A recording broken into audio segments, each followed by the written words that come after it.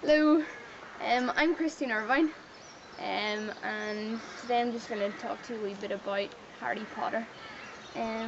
First of all, what I would just want to say is that if there is any glory at all that comes out of it, it's for God, because that's the only reason that I'm doing it. But first of all, anyone who knows me will know how much I love Harry Potter. As soon as the books and films came out, I was an absolute fanatic, and still am, even though everything's finished. But basically what I'm going to be talking about, I'm going to be talking to you a wee bit about Harry Potter and the Order of the Phoenix, which is the 5th one in this series. And basically, just a wee bit of background for those of you who don't know Harry Potter. What's happened is, in the book previous, Harry's taken part in this Triwizard Tournament, and in the third task, he picked up a cup which transported him to a graveyard, and here he saw Voldemort regain his human body. Now Voldemort had tried to kill Harry whenever he was 1 year old, but the spell had rebounded, and therefore Voldemort hadn't died but had lost his body. So at the end of the 4th book and 4th film, it's all about Voldemort regaining his body. And in the 5th film and the 5th book are all really just about Harry telling everyone that Voldemort has come to life, but no one believes him, and people turn away from Harry. His friends don't believe him. He's publicly disgraced. Newspapers are writing out against him, saying how he's a liar, and the Ministry of Magic, which is like the magical government, don't believe him, and they're speaking out against him, making everyone think that he's crazy. He's being tortured, and all this because he says that Voldemort has come back. And Dumbledore said at the end of the 4th film, end of the Goblet of Fire, he says we must now choose between what is right and what is easy.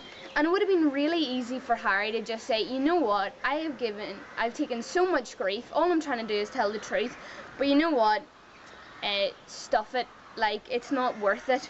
And he would just say, you know what, I've been lying all the time, none of this is true, just to get people off his back. But he didn't. He kept going, and he did what was right, even though he faced persecution for it. And it's the same for Christians. In Matthew chapter 7, verses 13 and 14, it says, "Enter by the narrow gate, for the gate is wide and the way is easy that leads to destruction, and those who enter by it are many. For the gate is narrow and the way is hard that leads to life, and those who find it are few."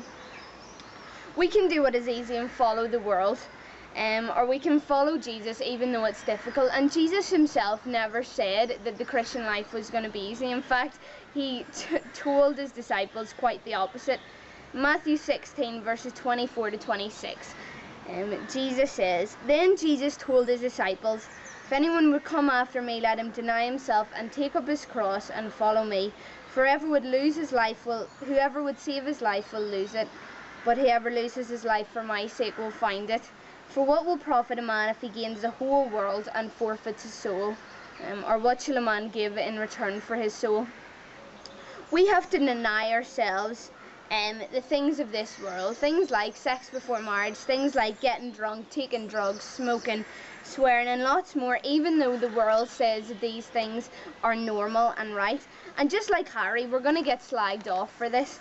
We're going to get teased, we're going to get things written out against us, and even in some countries we're going to be tortured and killed for our beliefs.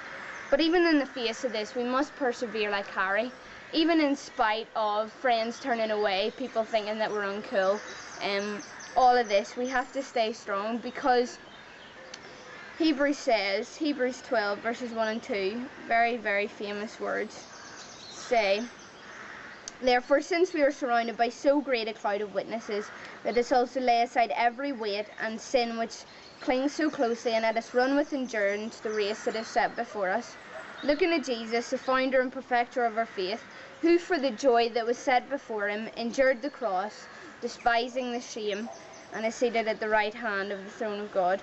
The whole of the Christian faith is hard, and no one has ever, not even Jesus, says that it's going to be easy. And it is a race of perseverance, it's not a sprint. And we need to keep going, we need to keep persevering in spite of teasing, in spite of persecution.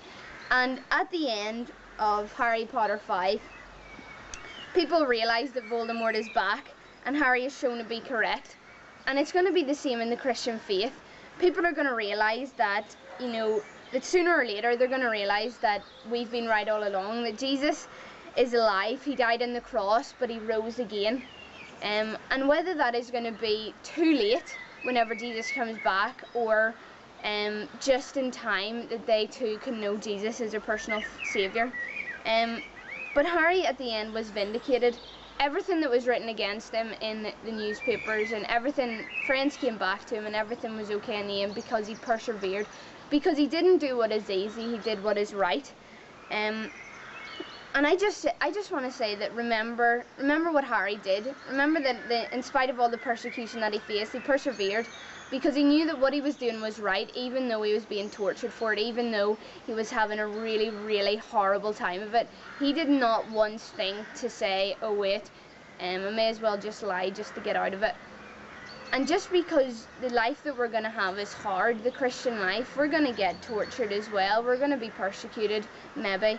We're going to, you know, we're not going to have an easy time.